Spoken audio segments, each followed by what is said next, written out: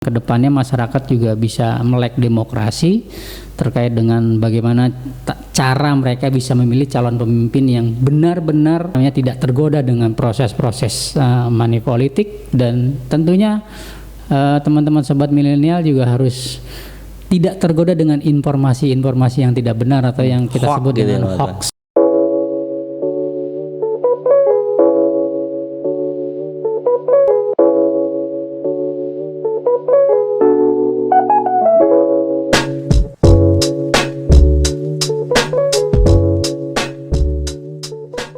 Hai Sobat Pemilih, selamat siang. Assalamualaikum warahmatullahi wabarakatuh. Semoga Sobat Pemilih semua dalam keadaan sehat walafiat. Ya, siang ini bersama saya Koryatullah di Divisi Sosialisasi, Pendidikan Pemilih dan Partisipasi Masyarakat dan SDM, dan sudah berada di depan kita semua, di hadapan saya sini Ketua KPU Kota Tangerang.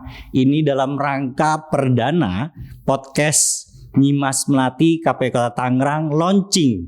Bukan begitu Pak Ketua? Iya dong, harus ya. Alhamdulillah salah satu fasilitas yang hari ini ada di KPU Kota Tangerang, hari ini kita punya podcast.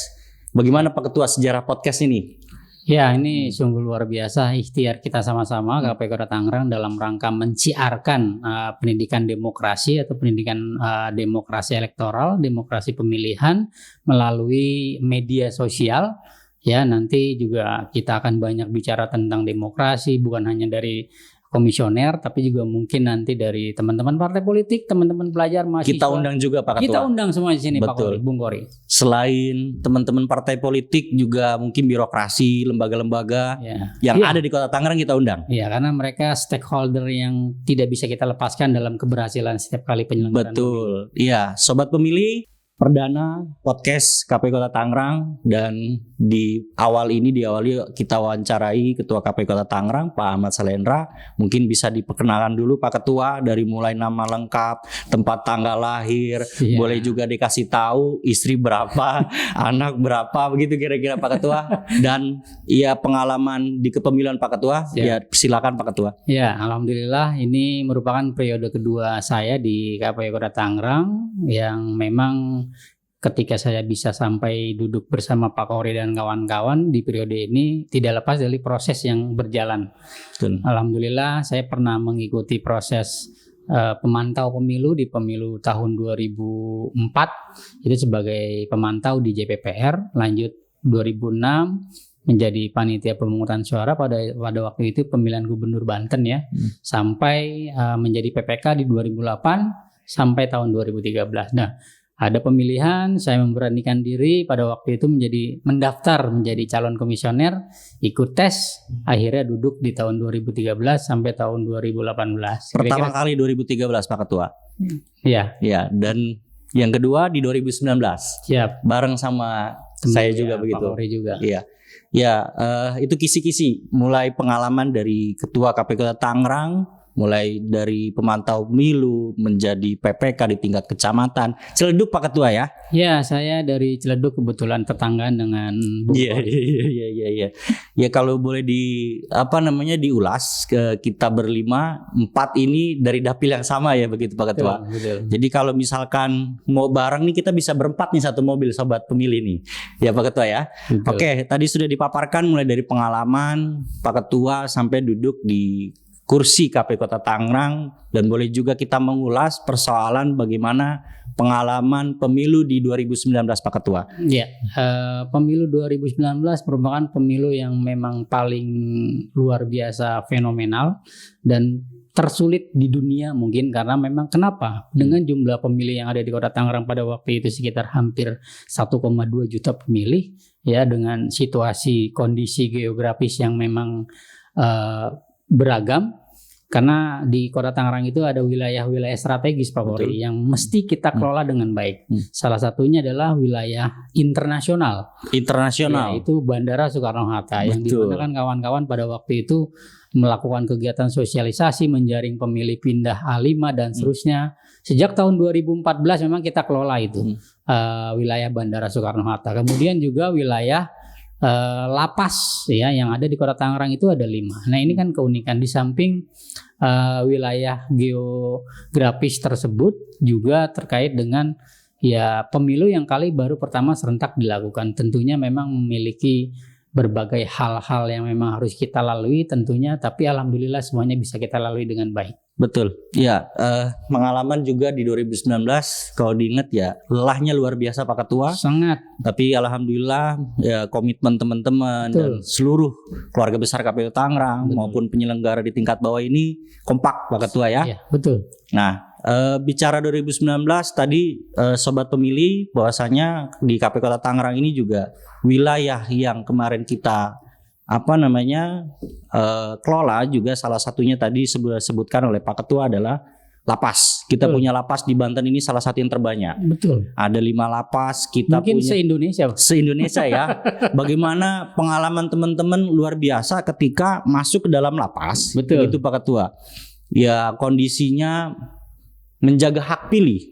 Ya dari 5 lapas yang ada, dan bagaimana di bandara juga teman-teman bekerja bagaimana menjaga hak pilih juga. Betul. Nah, bicara pengalaman Pak Ketua, setelah 2019 apa yang KPU Kota lakukan, program apa saja, kerjasama apa saja, ini supaya sobat pemilih yang ada di Kota Tangerang juga tahu ya apa aja yang kita lakukan di 2019, 2020 hingga hari ini 2022. Ya. Ikhtiar KPU bukan hanya pada saat pemilihan umum atau pemilihan kepala daerah kita melaksanakan kegiatan pendidikan demokrasi atau pendidikan pemilih ya tentunya Bung Kori. Ya kita juga pasca pemilu 2019 banyak hal yang memang kita lakukan. Nah, kalau ditanya apa kerjaan KPU setelah pemilu, banyak sekali. Salah satunya kita melakukan pendidikan pemilih ke Ghost to School, Ghost to Campus, bahkan yang patut diingat ini hasil kerja keras tim dari Pak Kori juga pada waktu itu ya, Rumah Pintar Pemilu KPU Kota Tangerang Nyimas Melati ya, yang saat ini podcastnya juga namanya Nyimas Melati, itu dijadikan destinasi budaya wisata ya oleh Dinas Pariwisata dan Budaya di Sporbud lah. Artinya apa? Bahwa ikhtiar KPU bukan hanya pada saat pemilu tapi terus secara kontinu dan berkelanjutan melakukan kegiatan pendidikan pemilih. Betul. Agar proses indeks demokrasi kita ke depannya menjadi lebih baik lagi. Sekarang sudah sangat baik, tapi kita buat lebih baik lagi. Betul.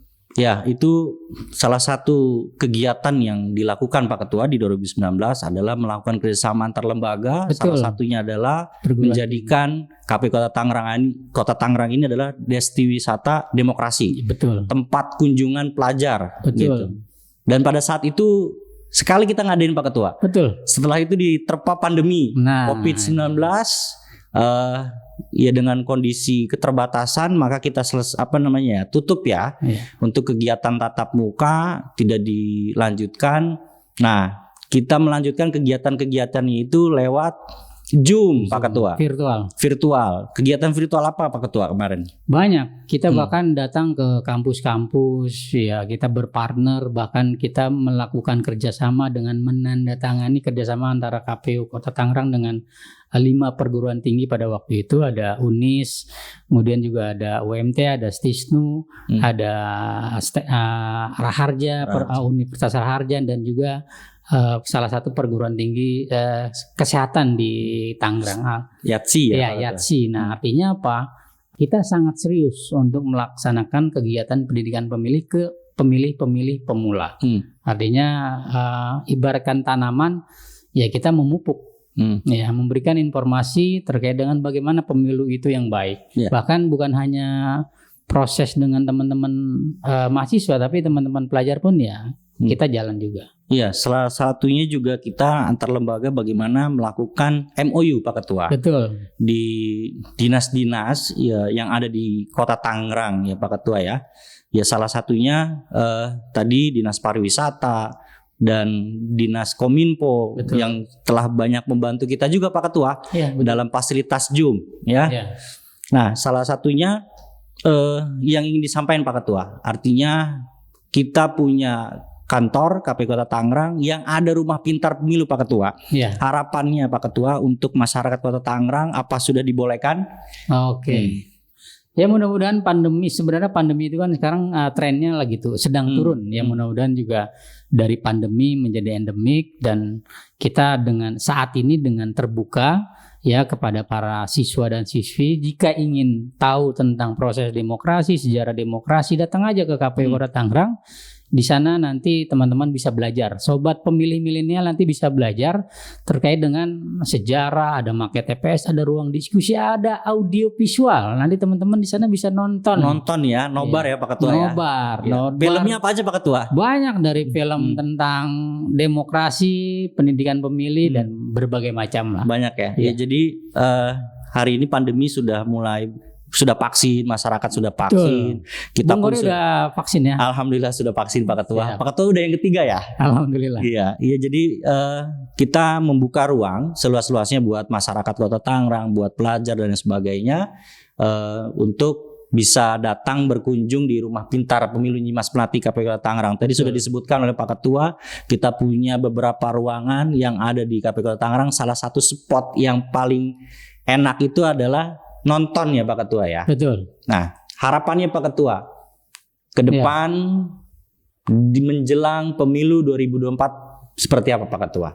Ya, kita konsolidasi internal menyambut pemilu dan pemilihan serentak tahun 2024. Artinya kita harapan ke depannya masyarakat juga bisa melek demokrasi terkait dengan bagaimana cara mereka bisa memilih calon pemimpin yang benar-benar memang membawa sesuatu yang baik untuk ke depannya. Karena apa? Ya, kita memilih di TPS nanti akan berdampak selama 5 tahun masa satu periode kepemimpinan. Ya, artinya silakan teman-teman sobat pemilih milenial itu bisa menjadi pemilih yang cerdas tentunya. Betul. Bung Gori, tidak tidak tergoda dengan proses-proses money politik, dan tentunya teman-teman sobat milenial juga harus tidak tergoda dengan informasi-informasi yang tidak benar atau yang kita sebut dengan hoax gitu. Oke, sobat pemilih, itulah tadi bincang-bincang saya dengan Pak Ahmad Salendra, Ketua KPU Kota Tangerang. Mudah-mudahan harapan-harapan yang disampaikan oleh Pak Indra semuanya bisa terlaksana dengan baik. Dan jangan lupa nantikan terus episode berikutnya podcast Nyimas Melati KPU Kota Tangerang. Jangan lupa buka channel YouTube KPU Kota Tangerang dan ingat like and subscribe channelnya. Terima kasih. Salam demokrasi. Assalamualaikum warahmatullahi wabarakatuh.